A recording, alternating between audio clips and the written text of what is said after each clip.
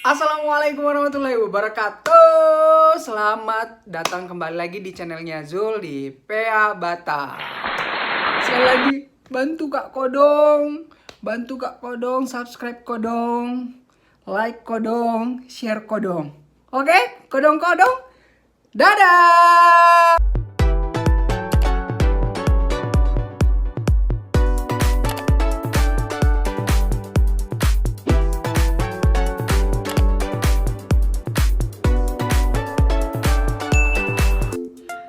Teman-teman yang sudah like, subscribe channelnya Zul ucapin terima kasih karena sampai sekarang ini alhamdulillah Zul sudah sampai 1700 subscriber. Terima kasih. Mohon dibantu lagi share-nya, kasih tahu teman-temannya, kasih tahu adik-adiknya, kasih tahu saudara kakek neneknya semua bahwa Zul punya channel dan kalau bisa bantu subscribe ya.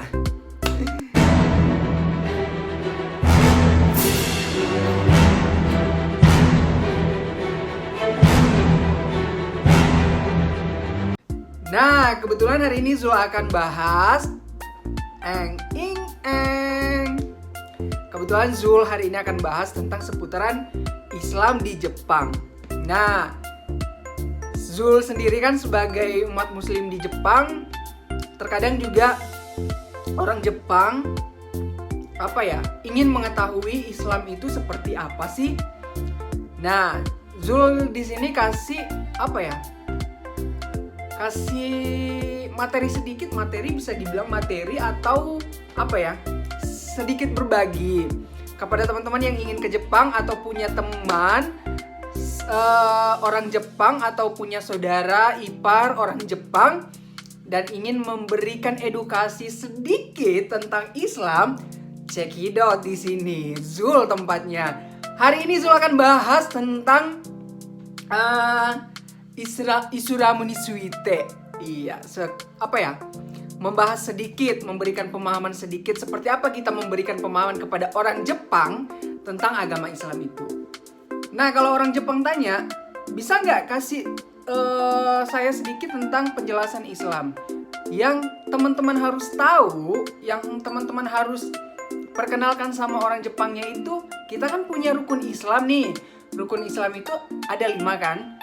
Nah, poin-poin itu yang teman-teman harus jelaskan kepada Nihonjin atau teman kerja Anda atau bos Anda nantinya ketika Anda bekerja di Jepang. Karena pemikirannya ada berbagai hal yang di dalam Islam itu boleh dilakukan dan tidak boleh dilakukan karena mereka ingin tahu seperti di Islam boleh nggak minum osake? Osake itu adalah arak atau minuman keras, bir.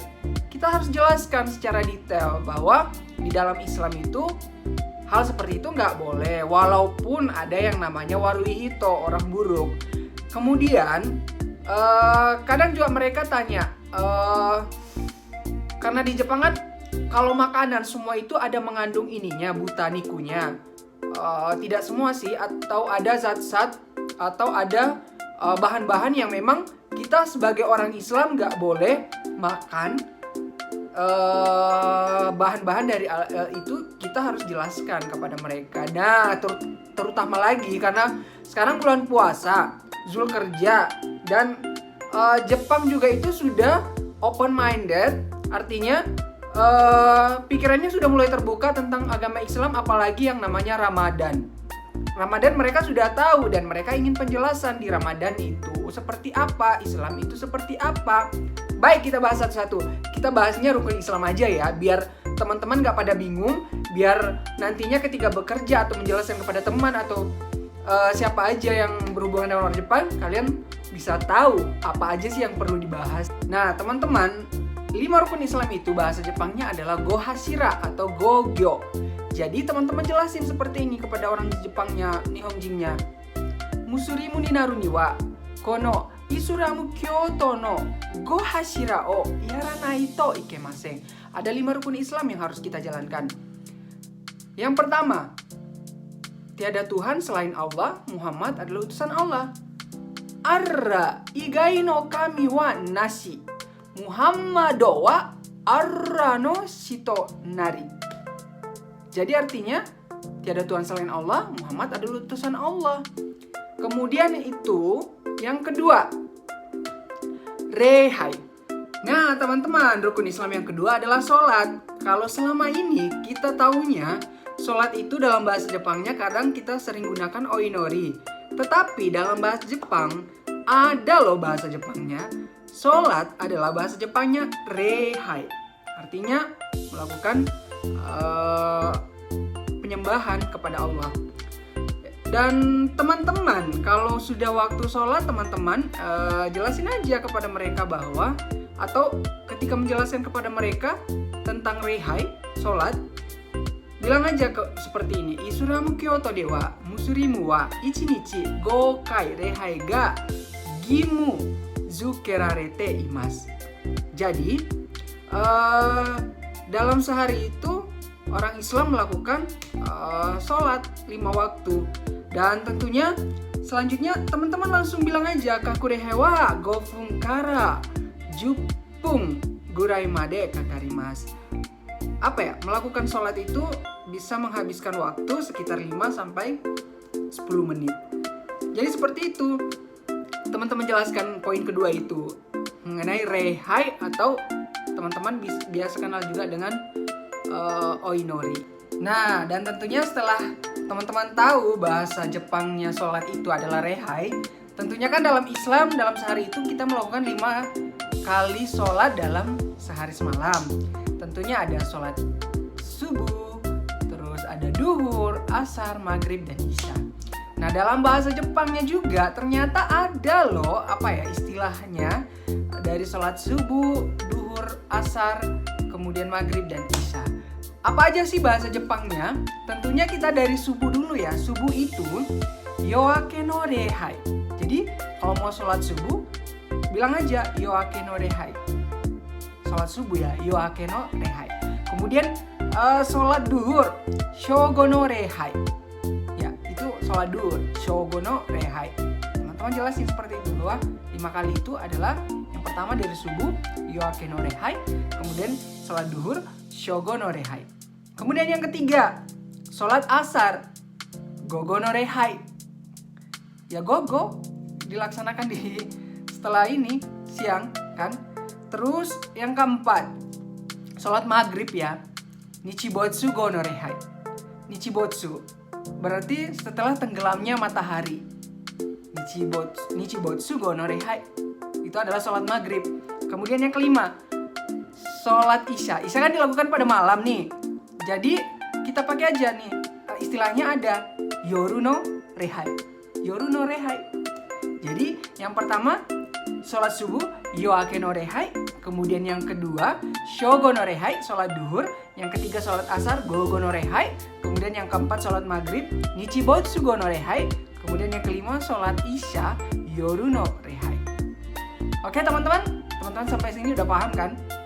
Nah, rukun Islam yang ketiga, teman-teman jelasin, sebutin ke orang Jepangnya, ada namanya zakat kan. Zakat itu dalam setahun seperti apa hitungannya. Teman-teman gak usah ribet, sebutin aja. Ada yang namanya kisha atau hodokoshi. Kisha atau hodokoshi itu adalah zakat. Nah, selanjutnya poin keempat adalah berpuasa di bulan Ramadan. Nah, kan teman-teman udah pada tahu nih kalau bahasa Jepangnya puasa itu adalah danjiki. Jadi teman-teman harus jelasin. Nah, poin keempat, danjiki adalah puasa. Teman-teman udah pada tahu kan istilahnya. Dalam bahasa Jepangnya puasa adalah danjiki. Tugas teman-teman jelasin lagi bahwa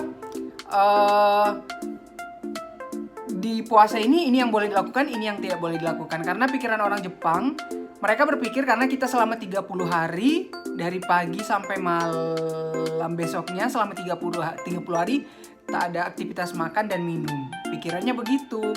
Jadi teman-teman jelaskan aja, tabemono to nomimono o isai kuchi ni shimaseng. Berarti nggak boleh makan dan minum kan. Kemudian dari kapan dan sampai kapan, jelasin aja seperti ini. Hinode kara nichibotsu made desu. Berarti dari terbitnya fajar sampai tenggelamnya matahari itu kita nggak boleh makan kan. Kemudian selain apa aja itu nggak boleh dilakukan selama seharian itu. Inshoku berarti makan dan minum. Kemudian kitsueng, nggak boleh ngerokok kan. Sekoi ini adalah khusus loh untuk orang yang sudah berkeluarga melakukan hubungan suami istri di siang hari, jelasin juga gak apa-apa. Kemudian bepergian jauh, kemudian lalu nggak sengaja muntah, toyaku ko ini monoo haku koto ga dekinai, kan nggak bisa muntah kan, ya jelasin seperti itu. Jadi apa ya, Zul cuman kasih beberapa contoh-contoh kecil aja yang bisa dijelasin sama orang Jepang. Jadi sekali lagi, tabemono to nomimono o issai kuchi ni shimasen, hinode kara nichibotsu made desu. Kan inshoku kitsuen sekoi toyaku koi ni mono o haku koto ga dekinai. Jadi sampai di sini teman-teman udah tahu kan? Jadi besok-besok bisa jelasin dong sama teman-temannya, teman orang Jepang atau bosnya mungkin ketika bekerja di Jepang, atau ke mana ya, kenalan-kenalannya atau di media sosial. Semoga apa yang Zul sebutin bermanfaat. Dan satu lagi, ini apa, naik haji bagi yang mampu, Zul lupa. Itu adalah bilang apa ya, istilahnya dalam bahasa Jepang adalah jungre. Jadi jelasin aja teman-teman, jungre itu bilang apa ya? Kalau Zul sendiri ya, kalau Zul pribadi bilangnya okane mochi dake shinakereba naranai. Jadi orang yang punya duit aja nih yang lakuin. Contoh seperti itu aja yang Zul pakai. Gimana teman-teman, udah paham kan? Oke, dan terima kasih yang sudah menonton. Zul sekali lagi harap ajak teman-temannya like, ajak teman-temannya subscribe channelnya Zul, biar channelnya Zul semakin berkembang, semakin besar, dan tentunya bisa membagikan sedikit ilmu atau informasi yang bermanfaat atau seputaran Jepang di sini nantinya. Sekali lagi Zul harap bantuan teman-teman, share, like, dan subscribe-nya ya. Zul tunggu tabe kapoloku, bantu Kina, bantu Kak Kodong, subscribe Pi Kodong. Nah, oke Kodong. Sampai jumpa di channel berikutnya. Sekali lagi, bantu Kak Kodong, subscribe Kodong, like Kodong, share Kodong. Oke, Kodong. Dadah.